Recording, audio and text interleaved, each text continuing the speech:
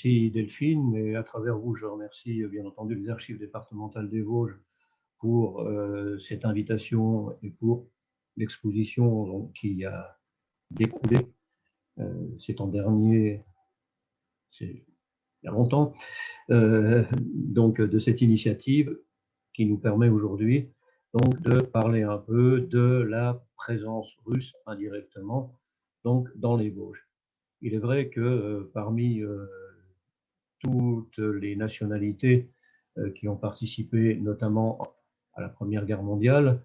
Donc nous avons eu énormément de passages dans le département, donc de troupes issues de différentes nationalités, issues également des colonies françaises de l'époque et issues bien entendu aussi de nos principaux alliés et notamment les États-Unis. Donc c'est vrai que la présence russe en France et dans les Vosges est quelque peu méconnue, tout simplement parce qu'on peut dire que cette initiative donc, de compter les Russes parmi nos alliés effectifs sur le front de l'Ouest, sur le front français, c'est-à-dire n'a pas donné les résultats escomptés. Je vais simplement déjà revenir un petit peu en arrière, parce que là, nous sommes un peu en avance sur la chronologie. Voilà. Des Russes, des alliés médiatisés, et pourquoi? Tout simplement parce que tout le monde a entendu parler du fameux rouleau compresseur russe qui était chargé dès le début de la guerre de 1914, qui était chargé de s'occuper des Allemands à l'Est, et on comptait beaucoup sur ce peuple à la démographie galopante pour pouvoir effectivement aligner des soldats qui permettraient d'enfoncer très rapidement les frontières de Prusse orientale, etc. Ça a été largement repris par la presse, par les dessins, par la carte postale, comme on peut le voir ici, c'est-à-dire que les Russes étaient considérés comme des alliés.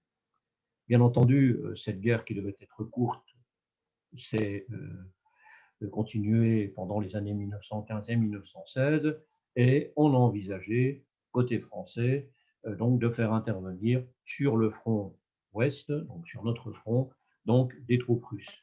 Les Russes avaient des hommes, ils n'avaient pas de fusils, nous allions leur fournir des fusils et ils allaient nous fournir des hommes.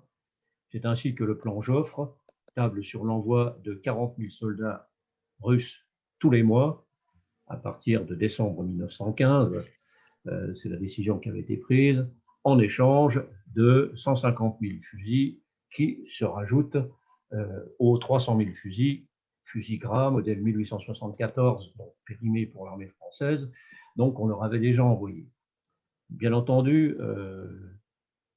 40 000 hommes par mois, c'était des prévisions très optimistes, trop optimistes, et en définitive, on va s'apercevoir qu'il n'y a eu que à peu près 40 000 soldats russes qui vont être envoyés sur le front français ou, pour ce qui concerne une brigade, qui va être envoyée sur le front des Dardanelles après un petit passage en France et notamment dans le secteur Marseille et Toulon. Donc voilà ce qu'il en est pour la question diplomatique.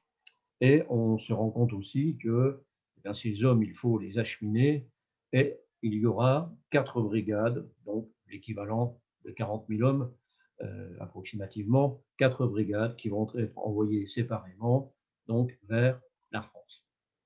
La première brigade a été envoyée de Moscou le 3 février 1916, et on a beaucoup parlé aussi de cette traversée de la moitié du globe quasiment par les Russes venant de Moscou, puisqu'ils partent de Moscou, ils vont faire un voyage de 75 jours, 9000 km par le transsibérien, Moscou-Samara, ils vont jusqu'en Mandchourie. En Mandchourie, c'est les chemins de fer japonais qui prennent la relève. Ensuite, ils débarquent au port de Tula, de Luta, pardon, en Chine.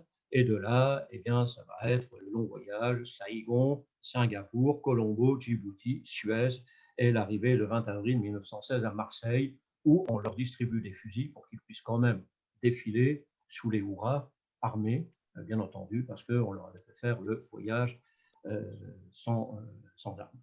Donc voilà l'épopée, entre guillemets, qui est reprise d'ailleurs par toute la presse de l'époque, où on magnifie justement ces premiers arrivants russes qui doivent être suivis de dizaines de milliers d'autres et qui ne seront en fait que très peu suivis. Donc cet événement largement médiatisé aussi, hein, fait dater donc du 20 avril 1916 l'arrivée des premiers Russes à Marseille.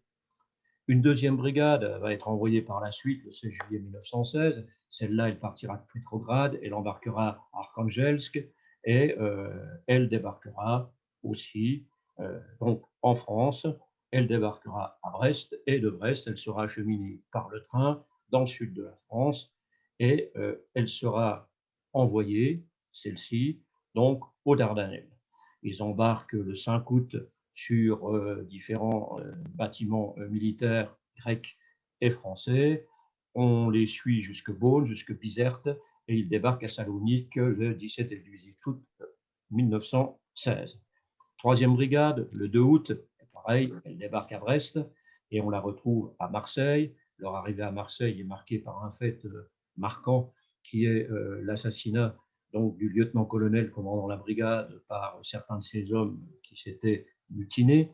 Hein. Et le 17 août, il y a un petit changement de programme parce que cette brigade qui était destinée comme la deuxième brigade à partir pour les Dardanelles, on en a besoin en France et on l'envoie donc en Champagne. Le 29 septembre 1916, c'est la dernière brigade, la quatrième, donc qui embarque à Arkhangelsk et qui débarquera donc à Brest.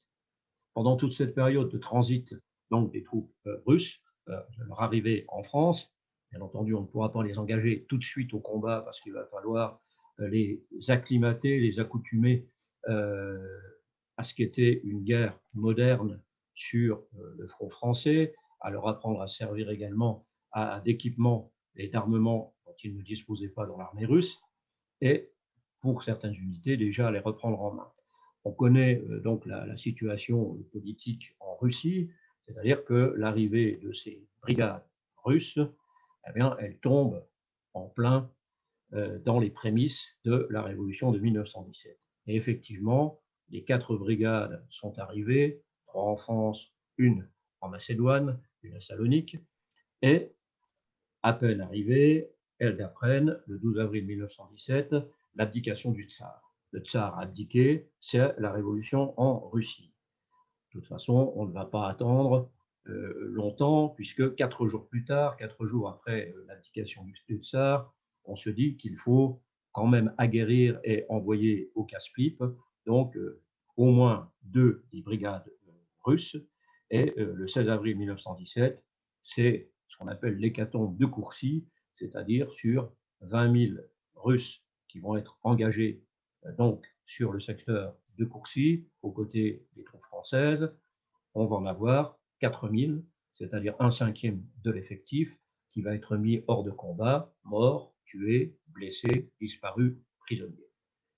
Donc bien entendu, ça va être un choc pour les Russes, et ça va être également un élément déclencheur dans les événements, dans ce qui va se passer par la suite. C'est-à-dire qu'on décide, sur le plan du commandement français, de retirer les Russes du front, d'une part parce qu'ils ont bien encaissé les combats, et que, d'autre part, eh bien, avec l'évolution des mouvements révolutionnaires et des changements de gouvernement en Russie, on n'est plus très sûr des troupes russes. On les retire du front, et on les envoie notamment le 14 mai 1917, on les retrouve à Neufchâteau, on les retrouve à Bourmont en Haute-Marne, et c'est là que le premier soviet donc, de ces troupes russes va être formé donc, à proximité des Vosges, à Bourmont en Haute-Marne.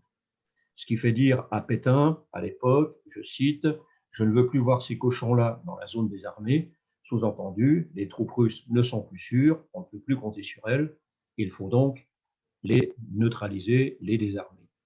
À cette fin, on les envoie, fin juin, au camp de la Courtine, dans la Creuse, un ancien camp qui était destiné jusqu'à présent à accueillir des officiers prisonniers allemands et dans lequel on va regrouper 9000 plus 6000 soldats russes, les pertes déduites, bien entendu, ayant été déduites, donc en attendant de reprendre en main tout ça. Bon.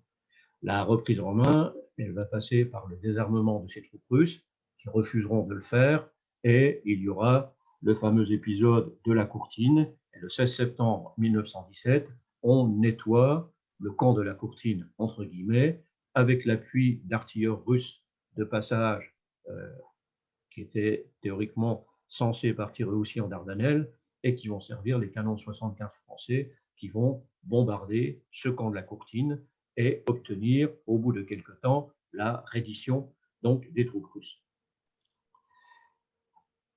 Qu'est-ce qu'il va falloir faire maintenant avec ces Russes? On ne pouvait plus leur confier des armes, au contraire, ils n'étaient absolument plus sûrs. Donc, on arrive à la fin de l'année 1917 à ce qu'on appelle le tiercement, c'est-à-dire qu'on va proposer aux Russes trois solutions. Ou bien ils veulent continuer le combat et en ce cas-là, ils s'engagent soit dans la Légion étrangère, soit dans une nouvelle unité qui va être créée à ce moment-là, qui va être la Légion russe, ou ils deviennent travailleurs volontaires, militaires bien entendu, acceptant de travailler dans la zone des armées et dans la zone des arrières, ou ils ne veulent ni l'un ni l'autre, ni continuer le combat, ni servir comme travailleurs militaires, auquel cas ils sont envoyés en Algérie aux travaux forcés. Il y aura une quantité relativement importante, un nombre relativement important qui choisira cette dernière solution. Que faire maintenant avec tous ces Russes travailleurs militaires? Eh bien, on va les acheminer pour certains, donc sur les Vosges, on va en parler, mais il en reste une poignée, quelques-uns, quelques centaines, donc, qui ont décidé de continuer le combat aux côtés des troupes françaises, sous commandement français, et non plus sous commandement russe, puisque en définitive, le nouveau gouvernement russe n'est pas reconnu par la France et qu'on ne va pas demander aux soldats russes de prêter serment à un gouvernement révolutionnaire, bien entendu.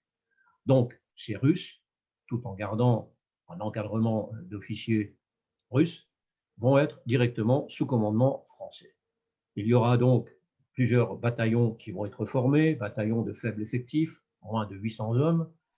On va en envoyer un dès le début dans le secteur de la Lorraine, le premier bataillon, qui est le bataillon Goutois. Celui-là va repartir après combattre avec les Zouaves, donc dans un autre secteur du front. Et on va surtout avoir dans les Vosges deux bataillons, le bataillon Yechke, la Légion russe, que l'on retrouve dans le secteur de Gérardmer, entre mars et juin 1918, le bataillon Balbachevski, qui lui vient du front d'Orient, et qu'on retrouve également à Gérardmer d'avril à juin 1918. Donc il va falloir, ces Russes, donc les engager au combat, mais on s'aperçoit que soit que les idées révolutionnaires ont gagné la plupart de ces unités qui étaient pourtant des unités de volontaires, soit qu'ils en ont assez de se battre, et on en arrive donc au mois de juillet de l'année 1918 à la dissolution du bataillon, de ce fameux bataillon Balbachevski qui à l'origine donc était formé avec les 784 hommes qui avaient été rapatriés donc des Dardanelles et qui voulaient continuer le combat. Donc à partir de ce moment-là, si on prend simplement ceux de la division Balbachevski qui avaient refusé aussi, qui avaient voté pour ne pas continuer à combattre, on va les retrouver à Granges, sur Vologne, dans une usine où on va fabriquer des poteaux électriques en bois, bien entendu, et sur lesquels on procède à des injections, bien entendu, de produits destinés à les rendre imputrescibles, ce qui n'est pas un travail, j'allais dire, très amusant et très écologique. Et donc, ils vont être occupés pendant toute la fin de l'année 1918, donc à ce type de travaux. Les autres, Ben, les autres, eh bien, on va les désarmer.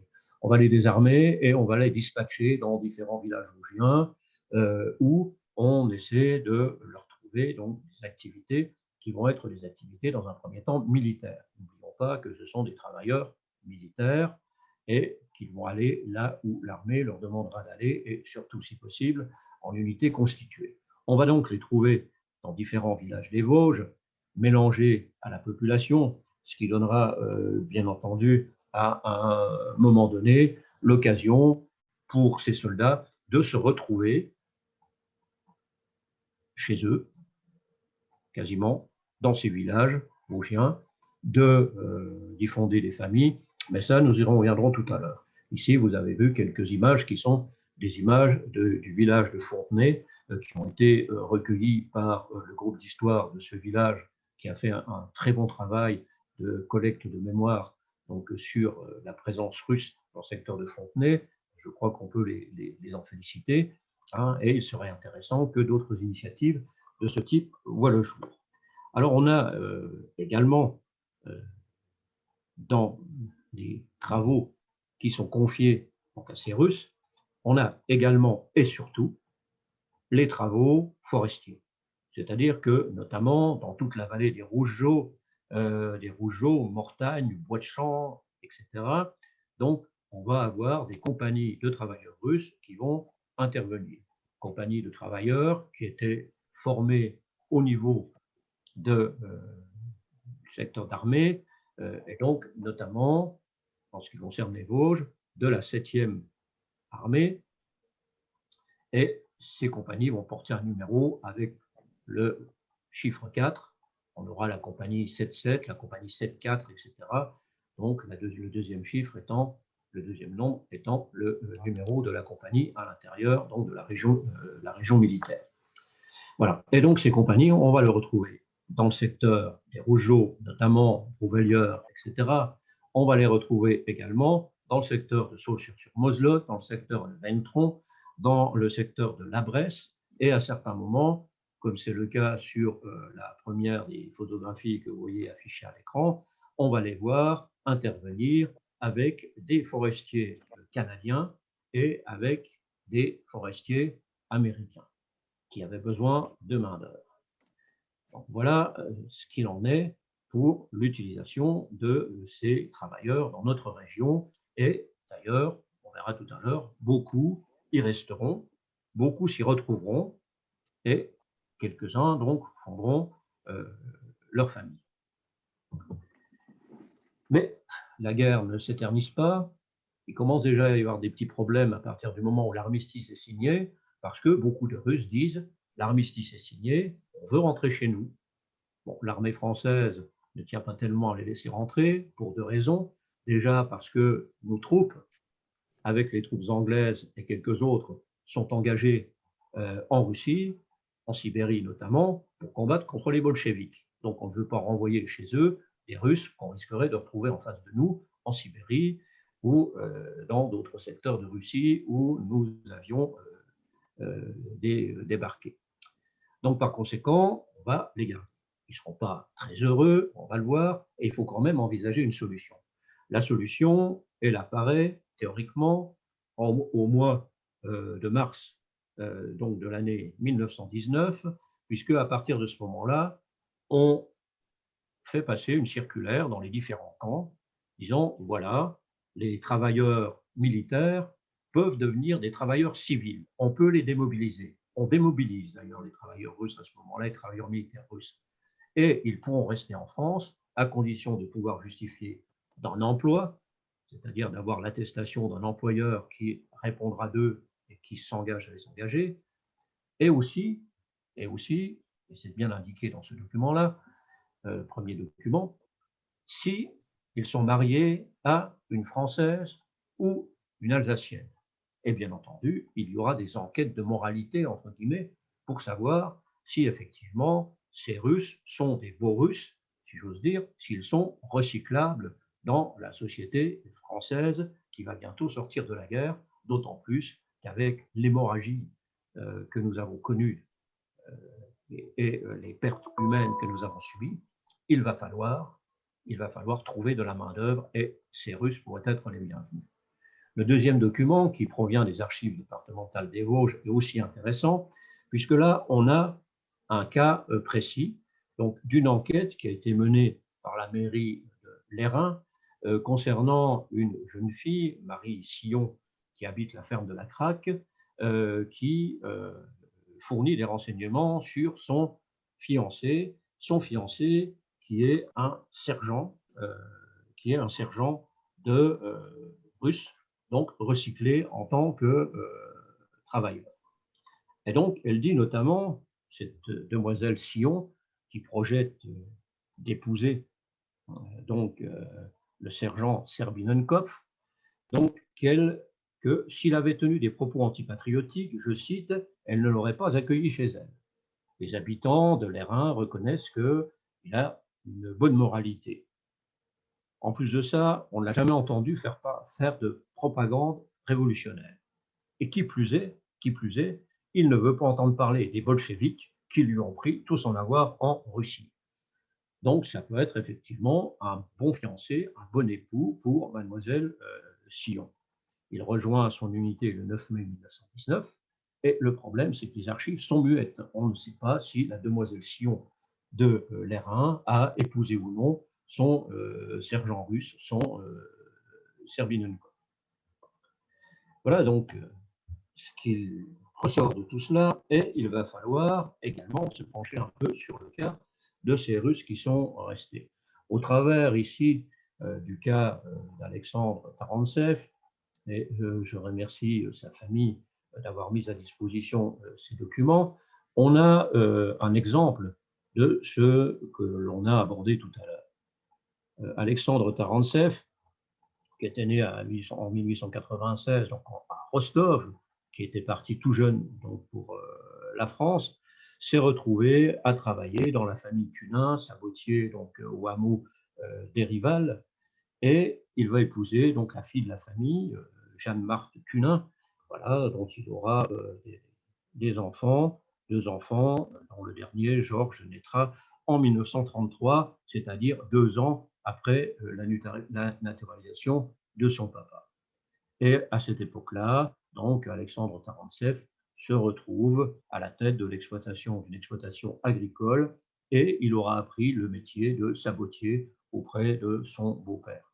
Signalons qu'Alexandre Tarantsev a eu également une conduite exemplaire pendant la Seconde Guerre mondiale, puisque pendant les combats de l'automne 1944, il a servi notamment de guide aux troupes américaines dans les forêts du secteur pendant les durs combats du Haut-Jard.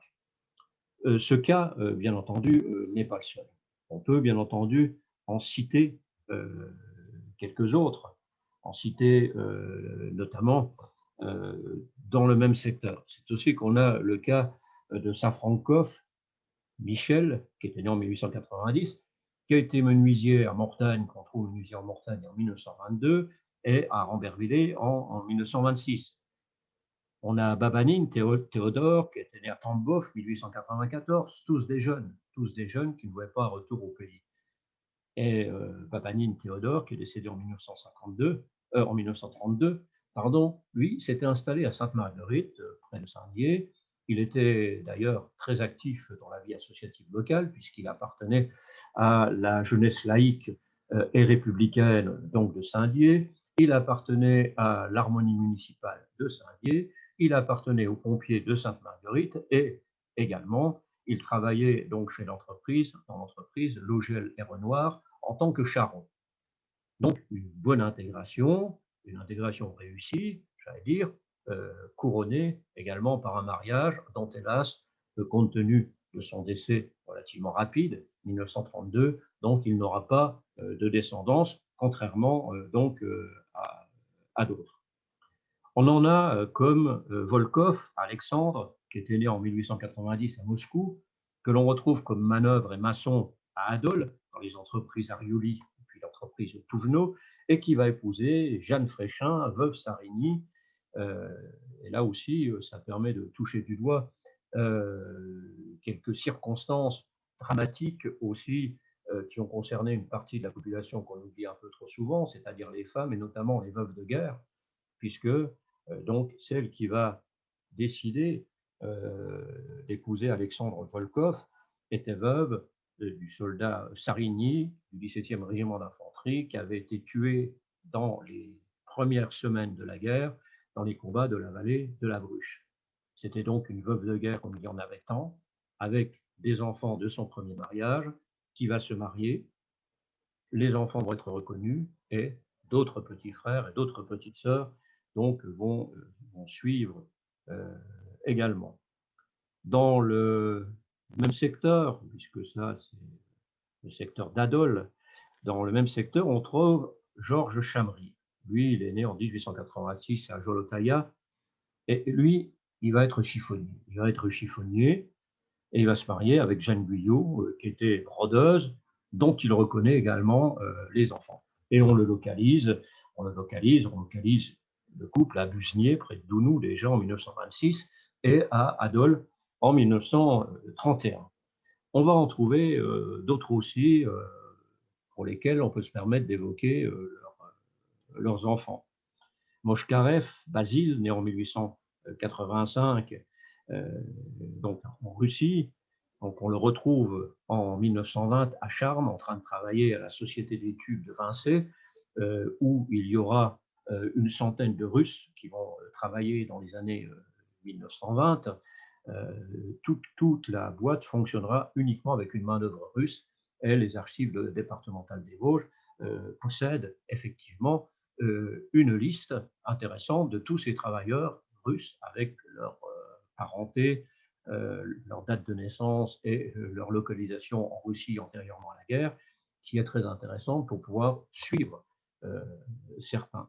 Donc Basile Moshkarev, il part de Charmes et on le retrouve en 1921 dans la région de Rambervillers, on le retrouve à Sainte-Barbe. À Sainte-Barbe, il épouse Marie-Thérèse Roussel, dont il reconnaît un enfant naturel. Il aura également par la suite un autre fils, Robert, né en 1922, et Robert Moshkarev, né en 1922, qui sera sieur de Long lui-même à Sainte-Barbe. Ben, il est dans la liste des morts pour la France, puisqu'il est décédé en camp de concentration en 1945, ayant été envoyé dans ces camps justement pour ses actes de résistance. Il y a un autre cas, bien entendu, il y en aurait bien d'autres, je regrette de ne pas les citer tous, mais Spitalny Salim, qui était né en 1889 à Novograd-Volinsk, naturalisé en 1929, qui était juif et qui, habitant Saint-Lié, sera déporté avec son épouse d'ailleurs pendant la Seconde Guerre mondiale. Et donc on voit que le calvaire de certains ne s'est pas terminé avec la fin de la Première Guerre mondiale. Donc on voit effectivement au travers de ces quelques exemples que, eh bien, il y a eu des Russes qui ont fait souche dans les Vosges, qu'il y a des familles, de nombreuses familles dans tous les coins du département, donc qui comptent parmi leurs ancêtres un grand-père, voire même aujourd'hui un arrière-grand-père russe. Et donc la conclusion va être rapide, c'est un lien justement avec peut-être les questions qui vont être posées. Donc, quelles sont les traces qu'ont laissées justement ces Russes qui ont posé leurs valises, ou qui se sont posés à un moment, c'est-à-dire dans les Vosges? On a quelques exemples, en voici deux. Il y a la tombe du sous-lieutenant Karp Vassilchenko à Bruyères, qui n'est plus tout à fait dans cet état-là parce qu'elle a été restaurée par la mairie de Bruyères et par l'association Mémoire de Bruyères et la Société Philomatique. Et donc, cette tombe est intéressante parce qu'elle nous signale justement que cet ancien officier de la 2e brigade spéciale rapatrié donc des Dardanelles en 18, qui avait fait partie du bataillon Balbachevski et qui ensuite s'était retrouvé à commander une compagnie de travailleurs, la compagnie 77 dans le secteur des Rougeaux, a été, c'est indiqué sur l'épitaphe, lâchement assassiné par un homme de sa section. Donc on voit que, et ça c'est en décembre 1918, donc ce qui veut dire que tout n'était pas encore, l'effervescence révolutionnaire n'était encore pas terminée. Et puis, dans les autres témoignages, il y a celui qui va être remis en valeur par la municipalité de Saussure-sur-Moselotte grâce à Jacques Villiers, qui est de rafraîchir un peu une gravure se trouvant sur une roche du col de Morbieux, bon souvenir des soldats russes, 4 août 1918. Donc il s'agissait là de soldats qui travaillaient dans des exploitations forestières et notamment dans l'établissement de chemins forestiers, donc dans la forêt, dans les forêts du massif. Donc ces traces, ce sont des traces visibles, mais il existe également, on l'a dit tout à l'heure, les traces sensibles, les traces familiales, qui veulent que, eh bien, beaucoup d'entre nous, beaucoup de nos familles soient rattachés directement ou indirectement à ces fameux Russes. Ceux qui sont restés ou ceux qui sont partis, puisque les histoires d'amour malheureuses, il y en a eu aussi, comme dans toutes les guerres, un paquet. Les soldats ne font que passer.